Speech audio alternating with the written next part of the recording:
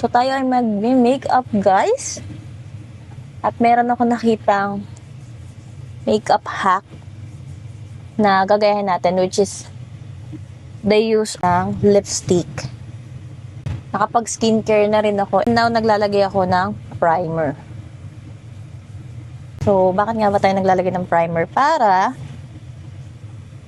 mas maganda yung lapat ng makeup sa ating face. So, yung gagamitin nating lipstick is 218 ng O2O, which is one of their limited lipstick na kung saan meron silang pa-surprise before. So, nakita ko is ganito ang ginawa niya. Pinang-contour niya yung lipstick sa kanyang mukha. Ayan.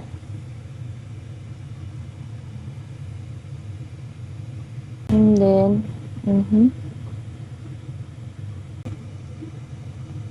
so, naglagay din siya dito. Naglagay din siya dito. Ayan. And dito. Let's see the results. Ito naman ating gagamitin cushion.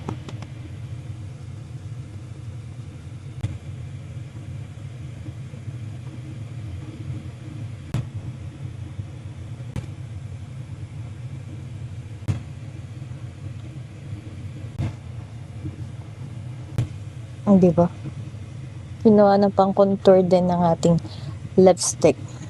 So, lagyan ko lang siya ng powder.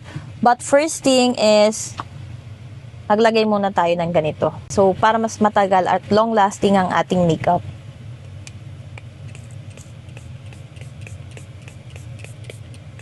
So, regarding naman sa amoy, wala siyang amoy. And ito, magandang gamitin to dahil napaka-affordable. So, pag may mga nagme-makeup din sa akin, madalas nakikita ko silang gumagamit din ng ganito. So, mga first layer, second layer of putting makeup para nang sa ganong long-lasting siya. Antayin lang natin siya matuyo bago tayo maglagay naman ng face powder. And then, maglagay na rin tayo ng mascara, etc. Para nang sa ganon is mas maayos yung ating makeup. So, ayan, nakapag-face powder na tayo.